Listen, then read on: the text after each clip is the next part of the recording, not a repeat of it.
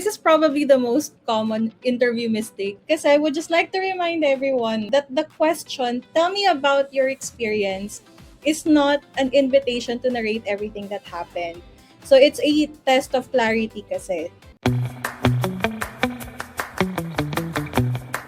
Makikita mo yung candidate, meron naman talaga siyang experiences, pero parang na-lost siya dun sa unnecessary details to the point na ibang direction or iba na yung sinasabi niya. He wasn't lacking experience, he was lacking direction.